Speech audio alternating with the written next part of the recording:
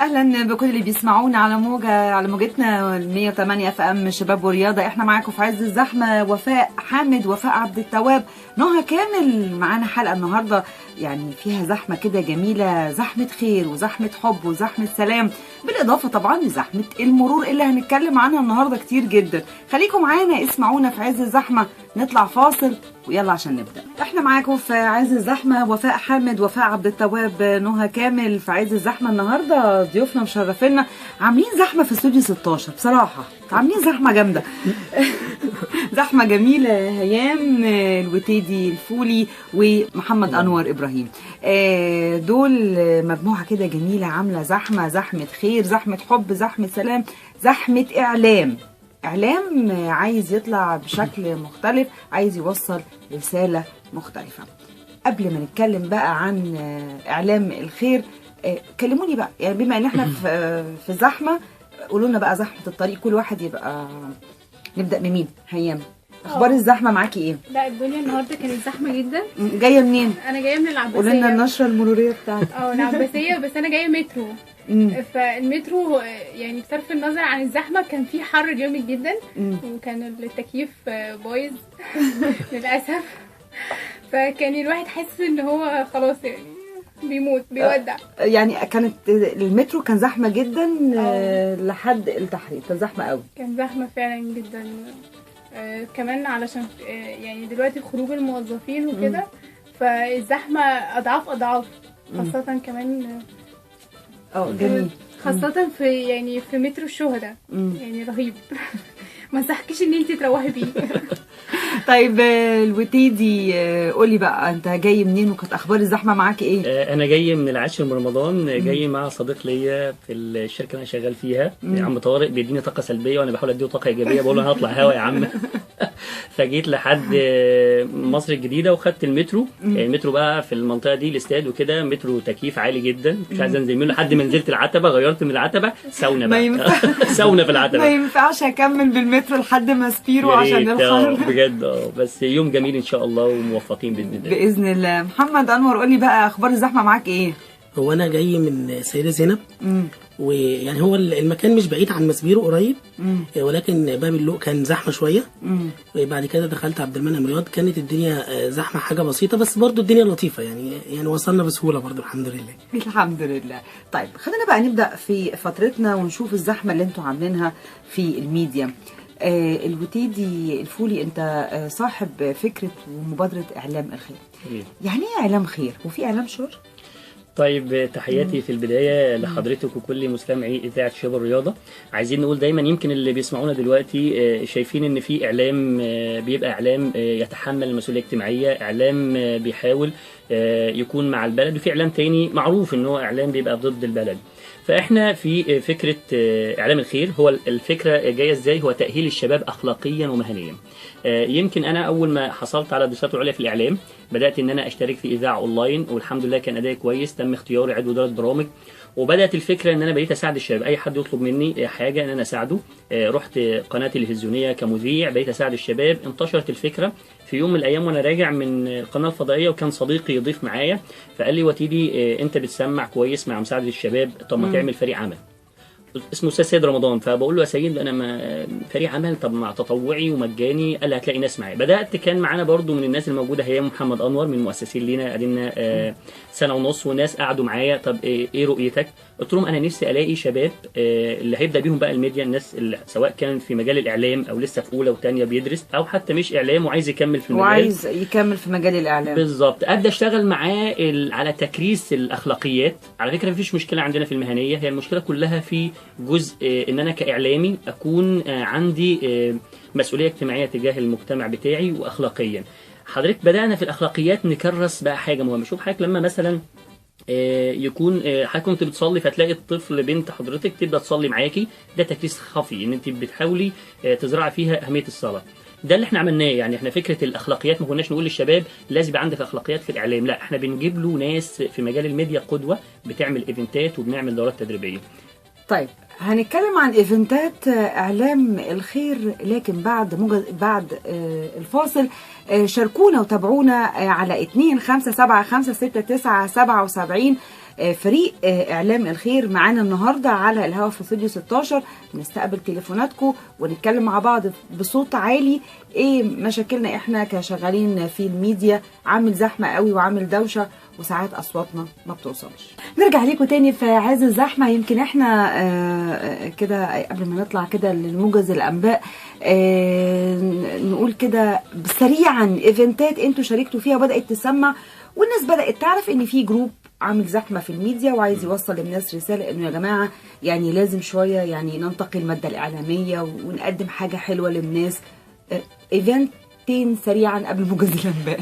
طيب في البدايه كان اول ظهور لينا وده كان ظهور قوي جدا، ايفنت كبسولات النجاح الاعلامي في ساقية الصاوي.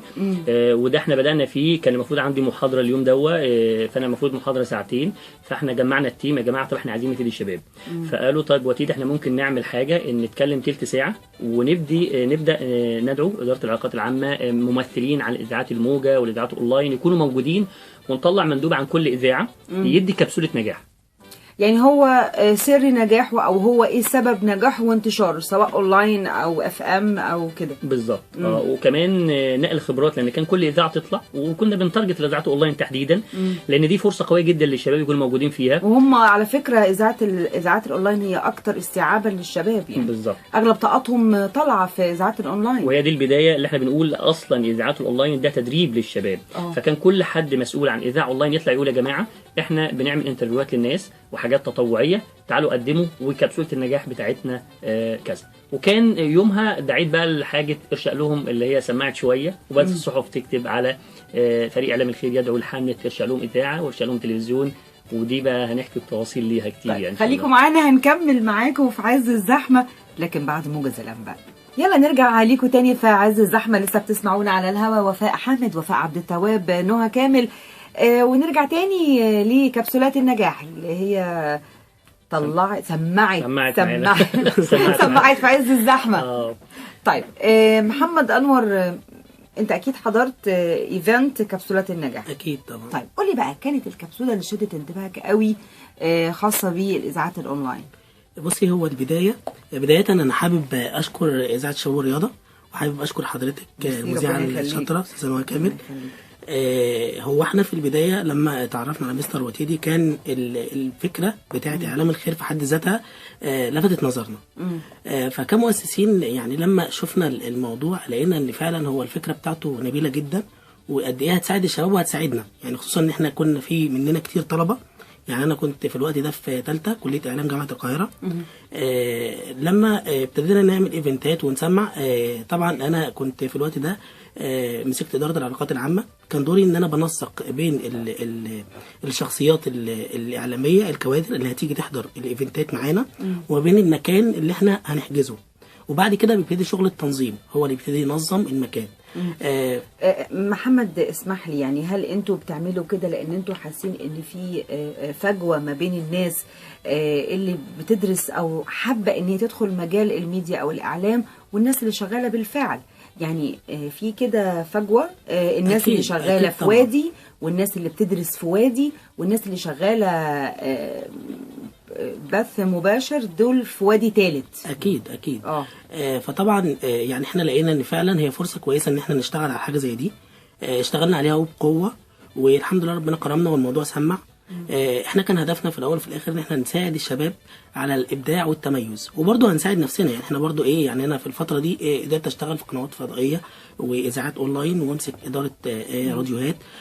كل ده كان بفضل ان احنا يعني عملنا فريق عمل. وكمان عايز اقول لحضرتك حاجه مهمه جدا، قد ايه مهم ان الشباب تشتغل في فريق عمل، حاجه مهمه جدا. طيب مهم ناخد تليفون على الهوا، احنا بنستقبل مشاركاتكم في عز الزحمه على 2575 الو. ايوه السلام عليكم. عليكم السلام، مين معايا؟ مع حضرتك اماني من المنيا. او ام احمد. اماني ازيك؟ اهلا وسهلا بحضرتك. اخبارك؟ انا مبسوطه الحمد لله. انا مبسوطه خالص انا بدخل في مداخله مع البرنامج مع الاستاذ الاعلامي الكبير الوتيدي فول عبد العظيم، وانا متابعاه من زمان في جميع نشاطاته هو وفريق عالم الخير كله. صراحه بيقوم بمجهود كبير جدا جدا في مساعده الشباب وربنا يقدروا على فعل الخير ويجازيهم كل خير يا رب ان شاء الله. يا رب. قولي لي بقى، عجبتك ايه عجبتك الفكره من ناحيه ايه؟ هل انت اولا مهتمه بمجال الاعلام، بتدرسي اعلام او عايزه تخشي المجال؟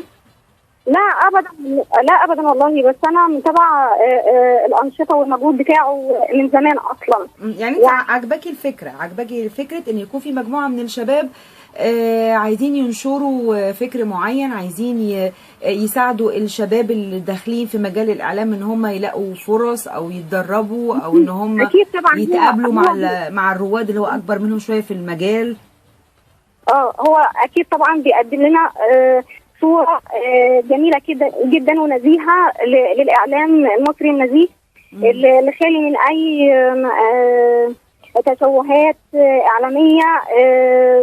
بيدرب جيل اعلامي هيقدم اعلام قيم للتلفزيون والاذاعه. اماني انت دراستك ايه يا اماني؟ انا زراعه. طيب يعني مجال بعيد خالص عن الاعلام. ده جميل. بهتم بمجالات الاعلام والاذاعه والتلفزيون، وانا اصلا متابعه شخصيا مجهودات الاستاذ ودي فولي عبد العظيم. بصراحه انا اول مره اشوف انسان قدير ومحترم بيقوم بكل المجهودات ديت، بيقدم مساعده للشباب بدون اي انتظار لاي يعني مش منتظر اي. هقول لك على حاجه يا اماني، بما ان انت مهتمه بمجال الاعلام، طيب يعني قدم لنا بقى برامج ليها علاقه بالزراعه، وازاي الناس تهتم، وازاي الشباب اصلا يحبوا يرجعوا تاني ويحبوا كليه الزراعه، ويعني يكتبوها في التنسيق كده عن رغبه، ولا يعني ساعدينا في المجال ده يعني. اكيد طبعا اتمنى يكون في فكره برنامج زراعي يقدم صوره كويسه لزياده وتحسين مستوى الزراعه في مصر، لان هو متدني ومتدهور بالذات في مجال الانتاج الحيواني. فطبعا احنا محتاجين حاجات تتحسن. طيب خلاص، اهو احنا معانا الوتيدي، استاذ الوتيدي، هو ممكن يساعدك ان انت تقدمي فكره برنامج ليه علاقه بالزراعه، يعني الشباب تحديدا يهتموا او يرجعوا يهتموا بكليه الزراعه ويقدموا لها كده، وهم يعني عندهم امال كبيره. بشكرك جدا اماني من المنيا، بشكرك جدا. شكرا لك. يلا نرجع ليكوا تاني في عز الزحمه، ومنورنا ومشرفينا فريق اعلام الخير، وعاملين زحمه جميله في استوديو 16 الاستاذ الوتيدي الفولي، محمد انور وهيام. هيام قولي لي بقى، يعني اكتر حاجه لفتت انتباهك في الايفنتات اللي انتوا شاركتوا فيها وعملتوها، خاصه بمشاكل الشباب اللي مقبلين ان هم او بيفكروا ان هم يشتغلوا في مجال الاعلام؟ قبل اي حاجه انا حابه اشكر حضرتك واشكر اذاعه الشباب والرياضه، وابدي كمان اعجابي باسلوبك وبطريقتك جميله. ربنا يخليك. بالنسبه للايفنتات، اكتر حاجه شدتني فيها ان كل الناس اللي بتجيلنا بدون استثناء بيبقى عندهم يأس كبير جدا من انهم يوصلوا او انهم يعملوا حاجه، بس هم عارفه يعني كله حابب الموضوع وحابب ان هو بيكمل فيه يعني انسان يائس. استاذ الوتيدي يعني بيدي امل للشباب جامد جدا، ان مفيش حاجه اسمها ان انت تقف عندك، يعني لو الفرصه ما جتلكش انت اوجد الفرصه لنفسك. طيب نرجع تاني لفكره ان هو بيجيلك يائس ان هو مش لاقي شغل، مش عارف يتدرب، او ان هو حاسس ان التدريب اللي هو تلقاه مش كافي، او هو ماشي غلط عشان يقدر ان هو يقدم حاجه والناس تسمع.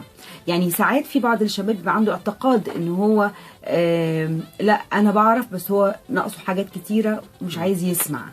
طيب يمكن استكمالا لكلام هيام، اكتر رساله جات لي في الايفنت بعد كبسات النجاح الاعلامي، انتوا صنعتوا فينا الامل. ودي كانت رساله قويه جدا. انا اكتر حد كان بيجي لي فيدباك من الشباب اللي حضروا معانا، فكان سواء كان التواصل تليفوني او على الفيس، صنعتوا فينا الامل. الشباب عايز حد يساعده، الشباب موهوب. حتى في مجال الميديا بيبقى في بعض الدورات التدريبيه فيها جزء للاسف الناس ما عندهاش مصداقيه. فكره الجاب او الفجوه ما بين الناس اللي هم الاعلاميين الكبار وبين الشباب اللي نفسه يطلع، ففي فجوه كبيره جدا. احنا اول ايفنت جبنا استاذ ماهر عبد العزيز رئيس شبكه راديو النيل، قامه كبيره جدا. فده لما حد زي استاذ ماهر يقف على الستيج ويبدا يقول لهم يا شباب، ويكلمهم وينقل لهم ينقل خبراته، ويكلمهم عن الاذاعه، ويكلمهم عن الاعلام، اكيد طبعا هيبدا يفهم واحده واحده يعني. انا ناخد تليفون. تليفون. الو. الو، مساء الخير. اهلا، مساء النور. ازيك ده؟ الحمد لله. مين معايا؟ انا هبه ربيع. هبه ربيع. انت من فريق اعلام الخير؟ انا انضميت ليهم فتره، بس انا الفتره دي انا في اجازه شويه عشان كان عندي امتحانات. فطبعا ما اتشرفتش الفتره اللي فاتت ان انا كنت مع استاذ وتيزي ولا مع استاذ محمد. بس انا مبسوطه جدا ان انا اتعرفت على مجموعه زي دي. قولي لي يا هبه، انت دراستك ايه يا هبه؟ انا محاسبه اصلا، وبدرس برضو في كليه اعلام في جامعه القاهره تعليم مفتوح. حلو جدا. طب قولي لي بقى، يعني ايه اللي شدك في اعلام الخير انك تنضمي لهم، تنضمي للفريق بتاعهم وتشتركي في الايفنتات، وان انت تبداي كده تخشي في دايره الشغل، وانك تجمعي معلومات وتجمعي مشاكل الشباب وبيعملوا ايه اللي شدك يعني؟ والله الاول انا اتعرفت على شخصيه استاذ وتيزي. شخصيه استاذ وتيزي شخصيه محترمه، يعني نادرا انك تلاقي حد زيه. استاذ محمد انور طبعا، ومعظم الناس اللي معاهم في الجروب. مش دايما في مجال الميديا بتلاقي شخصيات زيه، حابه تساعد الناس، حابه تساعد الشباب من غير ما يطلب حاجه لنفسه.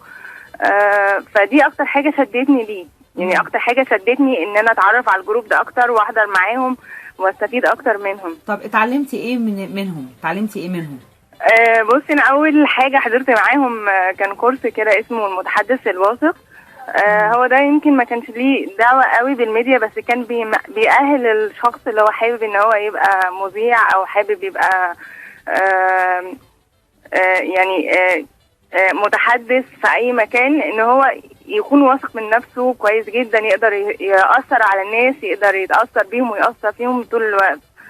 فانا يعني عديت الكورس ده، وحسيت ان انا استفدت جدا منه حتى على المستوى الشخصي في تعاملي مع الناس العادي.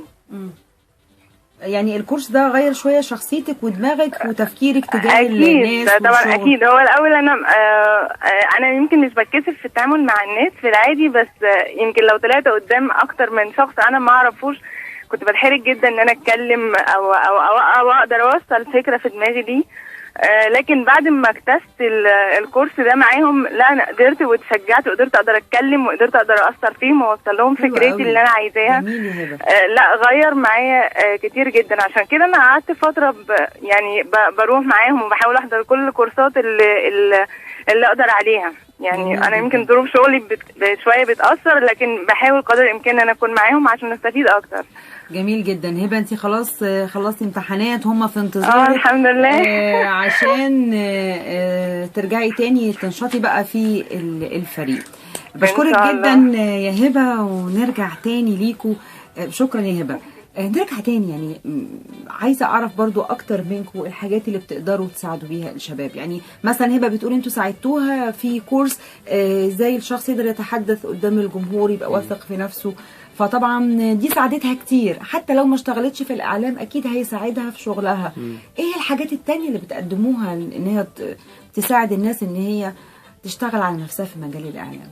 طيب احنا في حاجه يمكن جديده احنا بدانا نشتغل عليها، وعايز اتكلم في جزئيه التاهيل للفريق. فكره الناس الموجودين معانا ناس مؤهله جدا، عمل لهم انترفيوهات، عديناهم اكتر من 10 دورات تدريبيه مجانيه بحيث يبقوا موجودين معانا ازاي ينظموا ايفنتات، ازاي يقفوا يتكلموا قدام الناس.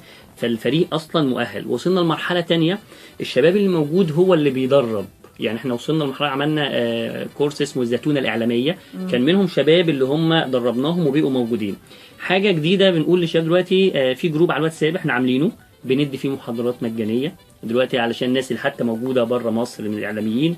بنعمل حاجه كده صوتيات على الواتساب، دي من ضمن الخدمات بعيده عن الايفنتات، بعيدا عن الاذاعات اونلاين الناس اللي بتيجي معانا، بعيدا عن الدورات المجانيه اللي احنا بنعملها. بنعمل دلوقتي دورات عبر الواتساب، ودي برضو حاجه جديده. احنا عندنا النهارده محاضره عن السوشيال ميديا من 10 ل 12 في جروب كده، في داخلين على اكتر من 250 حد موجود معانا.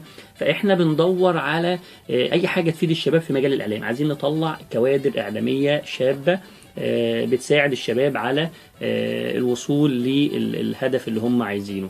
فاحنا بنبقى سبورت ليهم قدر استطاعه، سواء بالدورات او الايفنتات الموجوده. وفكره ان الشباب يطلعوا ويبقوا موجودين معانا. طيب ده جميل. طيب نرجع ليكم تاني ونفكركم بضيوفنا الاعزاء اللي منورينا في زحمه يوم الحد. معانا زحمه يوم الاثنين، النهارده الدنيا زحمه جدا. الوتيدي الفولي، محمد انور، وكمان معانا هيام محمود فريق اعلام الخير. طيب سريعا كده عشان احنا الوقت بدأ يدهمنا، سريعا عايزين نعرف اهم الايفنتات اللي جايه قدام عشان الناس تقدر تشترك معاكم. هتقدموا لهم ايه الفتره الجايه؟ طيب احنا برضو ما اتكلم في الجزئيه دي يا محمد. علاقات عامه بقى هو اللي هيشتغل الجزء. قولي بقى الايفنتات اللي جايه عشان الناس تبدا ترتب جداولها في زحمه الصيف والاجازات. بصي، هو احنا في الفتره الجايه دي ان شاء الله هنبتدي نكثف الايفنتات بتاعتنا. يمكن من الحاجات المهمه جدا اللي احنا بنعملها هي زرع داخل الشباب رؤيه ورساله وهدف. يعني حاجه مهمه جدا ان انت تزرعي في الانسان اللي قدامك هدف، وتقولي له انت قدها، انت تقدر تعمل ده. في سؤال مهم جدا: هل الفرص بتصنع ولا بتاتي؟ في الحقيقه الفرص بتصنع. انت تقدر تصنع فرصتك وتقدر توصل لهدفك. ده كله من خلال التدريب والكورسات والقراءة. القراءة مهمة جدا للشباب. قد ايه يعني مهم جدا انك تقرا على الاقل خالص كتابين في الشهر، ده هيوصلك. احنا كفريق اعلام الخير بنحاول جاهدين. احنا على فكرة كل عملنا ده تطوعي، لم نتقاضى من ليمن من احد. هدفنا ان احنا نرفع مجتمعنا، ومش بس في مجال الميديا، لا في كافة المجالات. يعني يمكن في احد المتصلين كان من المنيا بيدرس زراعة. فقد ايه مهم جدا. اماني دي مهم جدا ان احنا نزرع داخل المجالات التانية. فدي يعني مثلا استاذه اماني لما تيجي تعمل برنامج عن الزراعه او حاجه، فبص لقيها بتدور على الهدف اللي هتفيد بالمجتمع. يعني انتوا الايفنت اللي جاي او القادم ان شاء الله ان انتوا تحاولوا ان انتوا تساعدوهم ان هم لا لازم تقروا الاول عشان خاطر تبداوا تشتغلوا يعني. بالظبط كده. مش مجرد فيسبوك ومعلومات. لا في برضه في حاجات ان شاء الله برضه استكمال لكلام محمد هنشتغل عليها. احنا عملنا ارشاء لهم اذاعه، ودي من اقوى الايفنتات. ارشاء لهم اذاعه. ارشاء لهم دي يمكن دي سمعت صدى شويه. ارشاء لهم، وليه بقى اللفظ ده؟ وبص هقول حاجه ببساطه شديده جدا. لا ما هو وانا كنت في ايفنت كبسولات النجاح الاعلامي، فقلت للشباب وانا على الستيج: اي حد هيطلع من اصحاب الميديا والناس القويه في الاعلام زي استاذ ماهر، عايزك ترشق له. فهي جت كده. فالرشق اللي هو ايه؟ ببساطه شديده بنقول للشباب مش ترشق لحد بمعناه ان انت تغلس عليه. يمكن ده اللي حصل في تعاملي مع حضرتك في البدايه. لقيت زميل بيشكر في حضرتك وتعاونه وازاي انت بتبقي دافع للشباب، فتواصلت معاكي ان احنا نطلع ونكون موجودين معاكي. فحضرتك بكل يسر وافقت نكون موجودين. ده الرشق اللي احنا بنتكلم عليه. ازاي تنتهز الشباب ينتهز الفرصه مع الاعلاميين بس بطريقه فيها رقي وفيها ادب. احنا هنعمل ان شاء الله ارشالهم اذاعه اليوم الجزء الثاني. الشباب هيبعتوا لنا باذن الله الايام الجايه دي لما نعمل الايفنت ان شاء الله هيكون في دار الاوبرا باذن الله مواهبهم في مجال الاذاعه، ويبدا مجموعه من كبار الاذاعيين يتم تقييمهم ونرشقهم بقى الاذاعات الاونلاين. ده اللي نقدر عليه. في حاجه تاني مهمه قوي واحنا يمكن اتمنى ان شاء الله يكون لنا دور فيها في المؤتمر الوطني للشباب اللي هيكون في شرم الشيخ. اتمنى المبادره بتاعتنا كاعلام الخير يعني يبقى ليها صدى ان شاء الله. انا قدمت في على اللينك الموجود وقدمت فكرتي. اتمنى يبقى لنا كلمه ونقول احنا موجودين. احنا عملنا فيديو حلو قوي على الانجازات احنا عملناها من سنه ونص وقد ايه فدنا الشباب. اتمنى يبقى لنا كلمه في المؤتمر الوطني في شرم الشيخ للشباب ونكون موجودين ان شاء الله في مبادره الاعلام للشباب الجايه باذن الله. فكرة حلوة قوي ان انتوا عايزين على قد ما تقدروا ان انتوا تتواجدوا في مجال الاعلام وبشياكة. بالظبط، بشياكة، وعايزين تتعلموا. من حقكم تتعلموا على فكرة يعني. طيب نشوف مين معانا على التليفون سريعا. الو.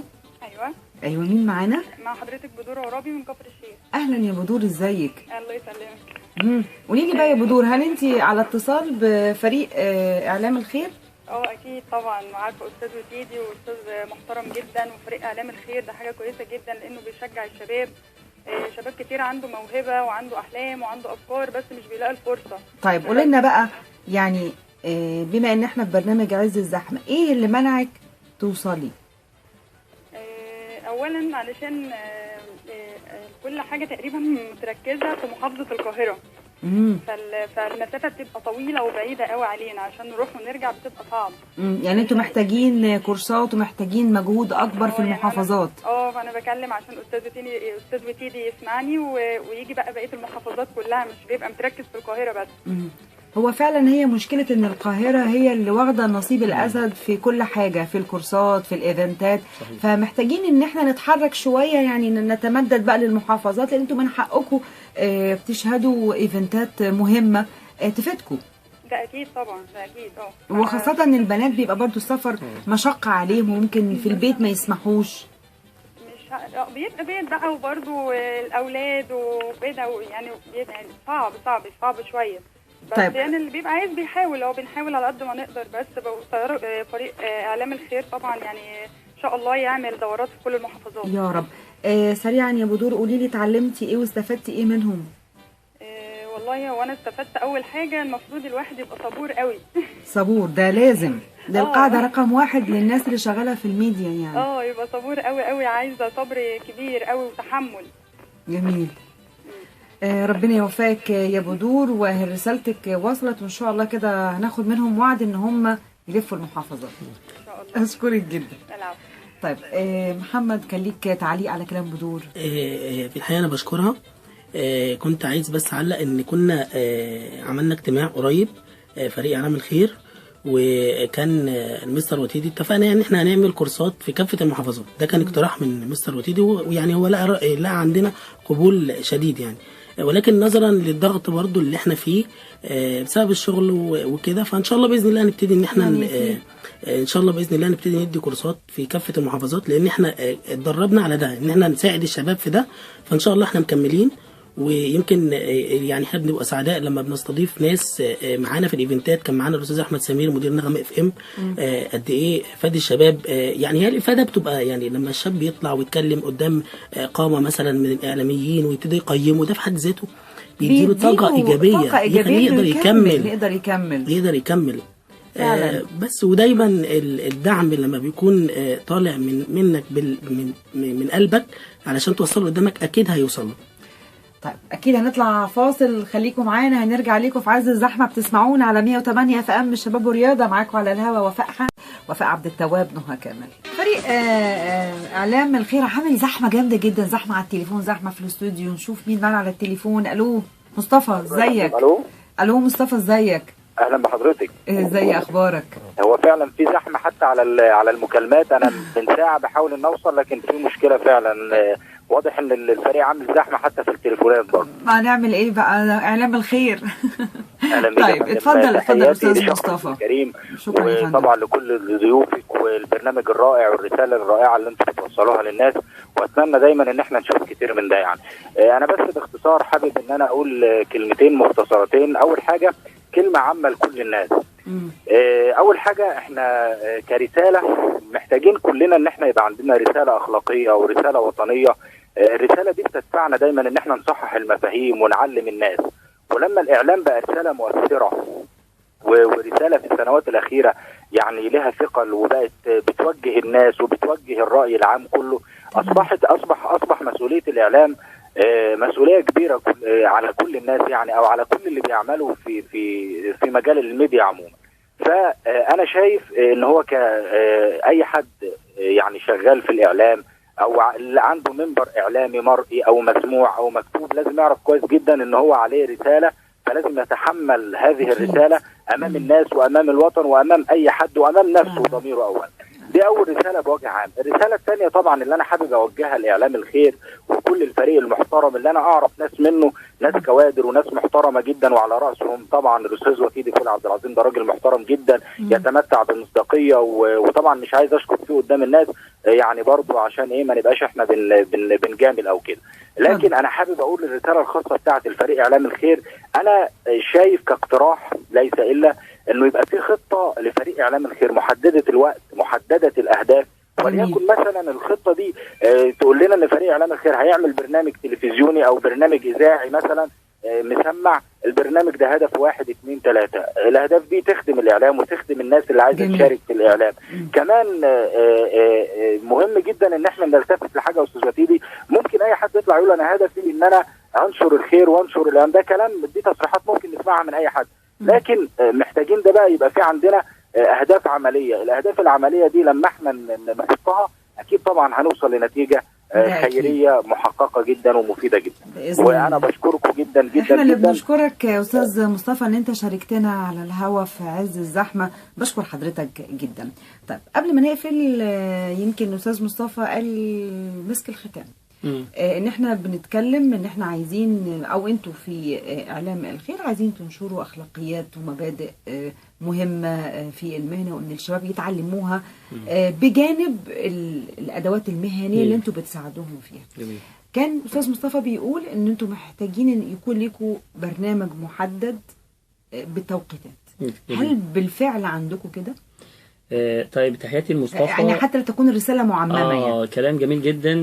هو الفتره اللي فاتت ما كانش فعلا الموضوع ده موجود، لان احنا ده الخطه اللي تبقى موجوده مرتبطه شويه بميزانيه، فاحنا بيبقى العمل تطوعي، فبيبقى حسب وعندنا بيبقى خطه بفكره الاجازه الصيفيه بتختلف عن الفتره اللي فيها الدراسه عن الميد تيرم وكده. بتعلنوا عنها يعني؟ بنعلن عنها طبعا على الصفحه بتاعتنا. طيب احنا قدامي 3 دقايق، فالناس اللي عايزه تعرف ازاي تتواصل معاك وازاي تنضم للايفنتات والكورسات بتاعتكم تقدموها بشكل مجاني في كل مكان، سريعا الصفحه بتاعتكم على الفيسبوك او لو ليكوا URL موقع خاص بيكم، فيا ريت نقوله لان فاضل لنا 3 دقايق بالظبط. طيب احنا عندنا الصفحه بتاعتنا بنسميها الوتيدي تيم، ELWITIDI تيم، دي على الفيسبوك. وعندنا على الواتساب لو نقول ارقام 011 28 37 35 37، ده جروب على الواتساب ولو التواصل فيها.